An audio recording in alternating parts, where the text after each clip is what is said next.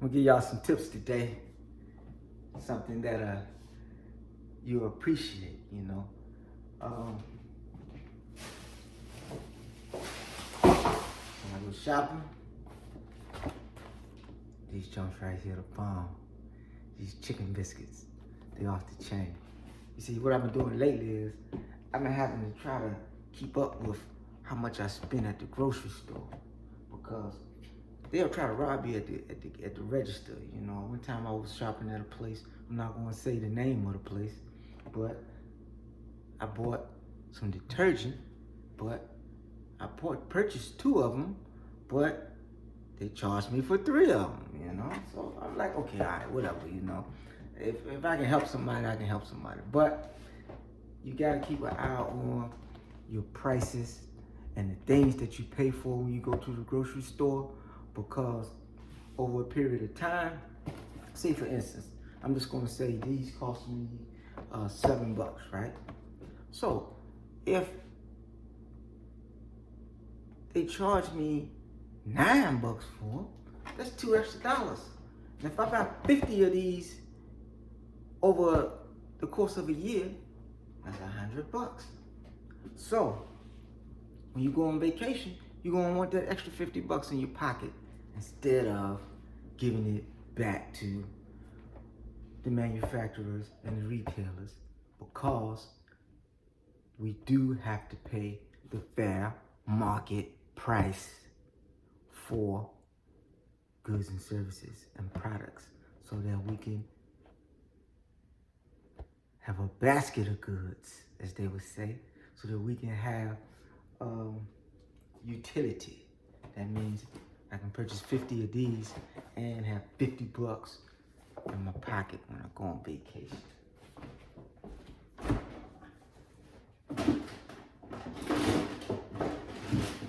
Now, I got a lot of stuff in here. Also, I bought these.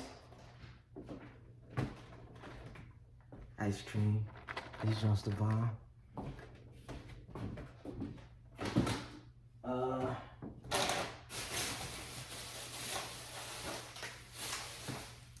Bananas for cereals and lunches. Hey, this Farmhouse is good bread. This is good bread. Nature's Own, I buy it. It's wheat bread because they say wheat bread is better for you. But for some reason, I do like this butter bread.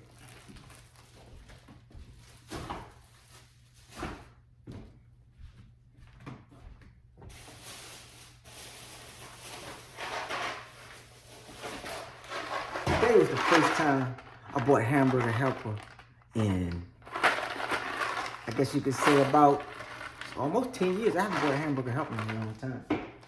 I just saw it and I just threw it in my basket.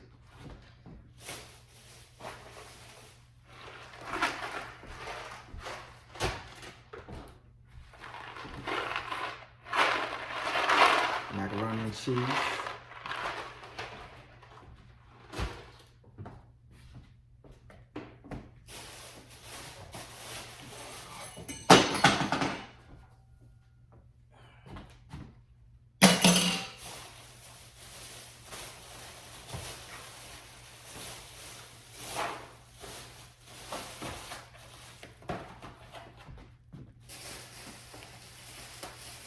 Chicken and beef.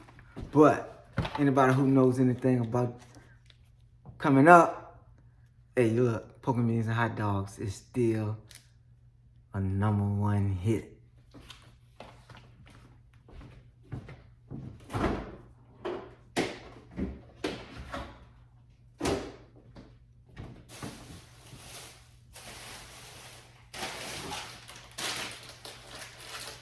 Tomatoes, my #1 favorite vegetables with lettuce.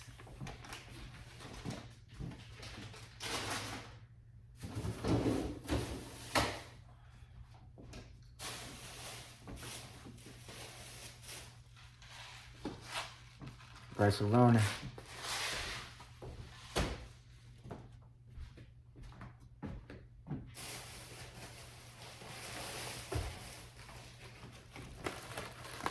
broccoli.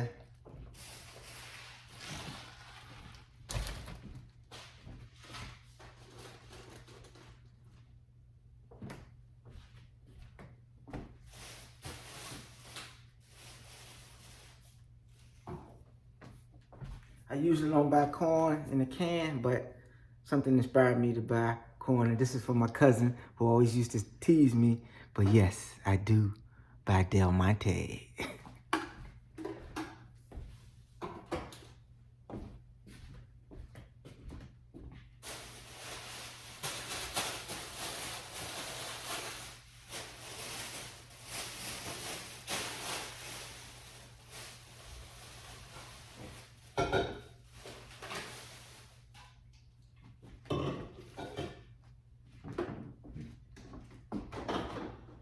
No, I'm not putting beers in the fridge. I'm putting energy drinks just in case, you know.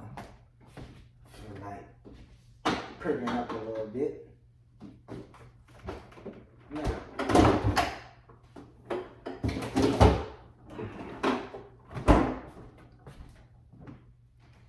a good drink for when you're thirsty. A lot of people like to drink a lot of water, but I don't like drinking a whole lot of water because it makes my stomach stick out.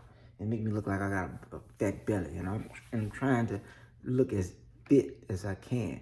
Also, too, I don't trust water sources too much because I don't know where they come from. You know, you gotta be careful with water because water can look like anything, and people can make products that look and taste like water. You know, gin, you know, is one product. Vodka and all these other types of products, corn liquor and all that stuff can mimic water. So if somebody putting something in your water and you don't can really taste the difference, then how you gonna know? So I drink tea. Pure leaf tea. That's the best. The English, y'all shouldn't have been throwing away all that tea. Well, the Americans, y'all shouldn't have been throwing away that English tea during the American Revolutionary War. What was that, the Boston Tea Party? I see why they bust a cap on y'all that day, because y'all shouldn't have been throwing away that tea. But anyway, this shopping trip is inspired by my President's Day, you know? And I was, you know, telling people at work how, you know, George Washington, they said was the first president. He was a great president, you know, but he was a lieutenant colonel. And they said George Washington will bust a cap on you. So I was bragging. I was like, yeah, you know, he was a lieutenant colonel, you know, fought the French and Indian War. And that's a war that people don't talk about because, hey, if you think about it, a lot of people French nowadays ain't too good, you know. But we're always talking about racism and all that other stuff that's going on in the world today. But however, the French and Indian War, they was fighting for their chance to colonize certain places in America. You know, everybody think the English just came over here and taught everybody English, kicked everybody out, and, you know, was colonized by England. But however, you have France and Spain that had their input in this too, with the Mexican War and all that other type of stuff. But however, with George Washington, you know, they bust a cap on George Washington, put 4 in his coat. I thought that was, how y'all gonna do the first president like that? You know, the first president. You know, a lot of these presidents, they act like they was George Washington or something, like they was out there, you know, leading. But the first thing George Washington did was break the chain of command. How you gonna be a lieutenant colonel and then become commander in chief? You know. So, but anyway, the reason why I say that is because things in this world today ain't just because we want them to be that way. It's because people were building it before we got here. And I think we always, if you take it back in reverse, we talk about all the stuff we did overseas with these wars, the Gulf War and the Afghanistan. Then we go back to that. Or we talk about the Vietnam War. We go back to that, the Korean War. We go back to that, the Civil Rights Movement. We go back to that, to World War II. Back to that, World War I. Back to that, the Civil War. Then you start thinking, wait a minute. How you gonna fight and start this war when you ain't finished fighting these people over here? You know what I mean? And so when it all boils down to it, what do we have? What do we have? More than one conflict. If it's an equation, it's an equation of numerous values. So did the French and the British from day one, when George Washington was first president, and if you think about it, it really wasn't that long ago. They said George Washington died in 17,